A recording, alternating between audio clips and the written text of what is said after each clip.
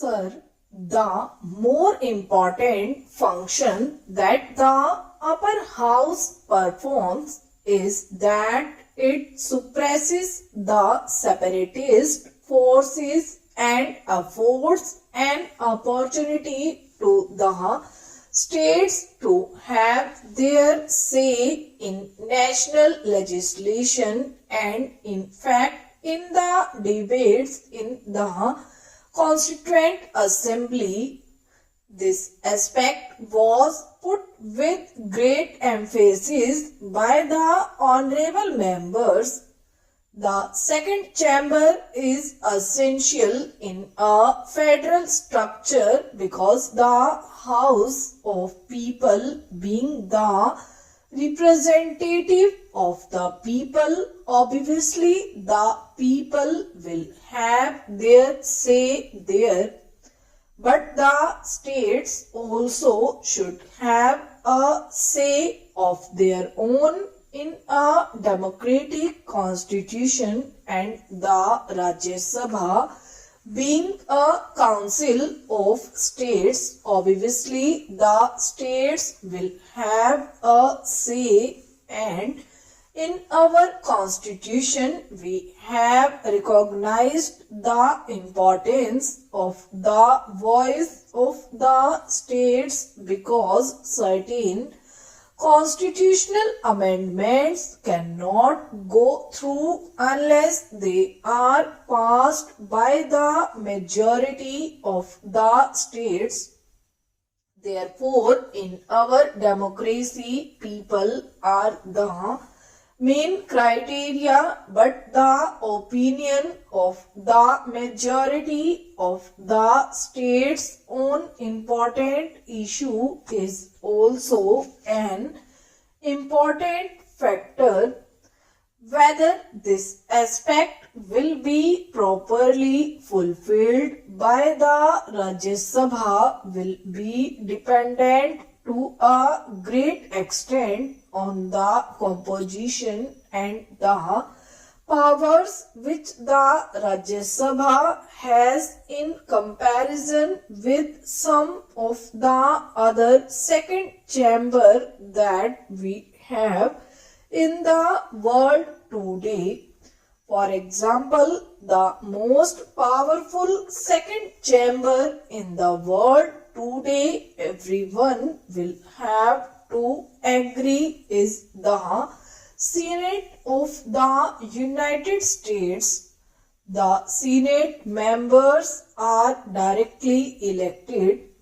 Their powers are also much wider because the Senate possesses the power of even vetoing treaties which are agreed upon by the President. Rectification by the Senate is necessary before a treaty comes into force, and up till now more than 60 treaties have been vetoed by the Senate. In the United States Senate, each state is represented by 2 members irrespective of its size and population. Now let us look to another federal.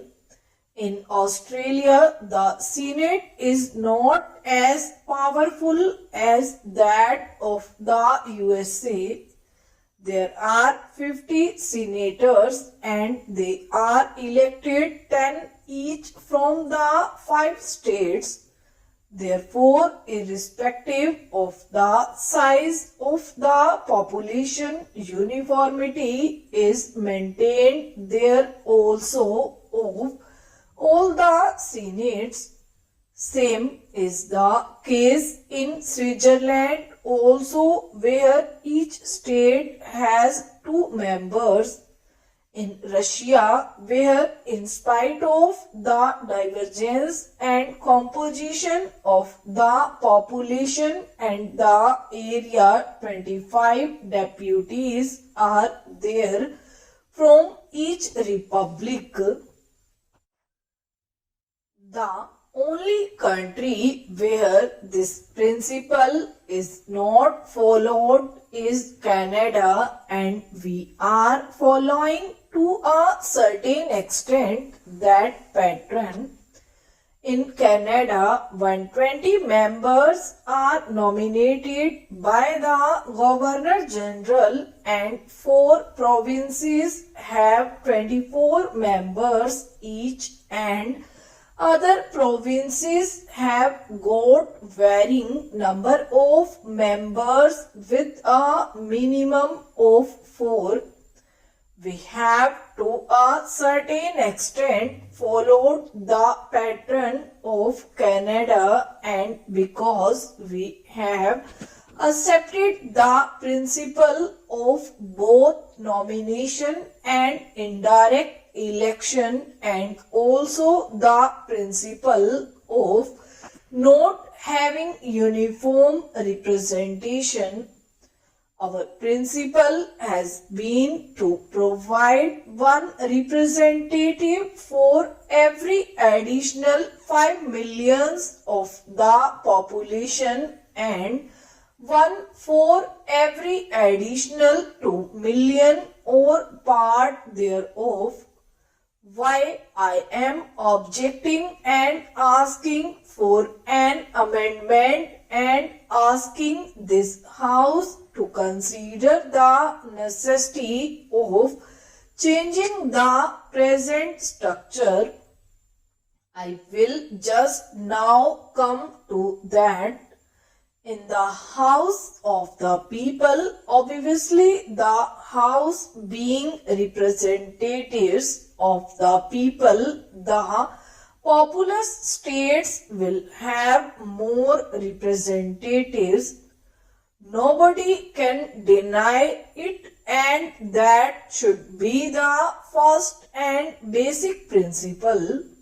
But unless there is another chamber where the smaller states may feel that they are not overwhelmed by the populous states, I think to a certain extent situation arise some day when the smaller states may feel that their problems are not being discussed in the proper perspective as it should be discussed.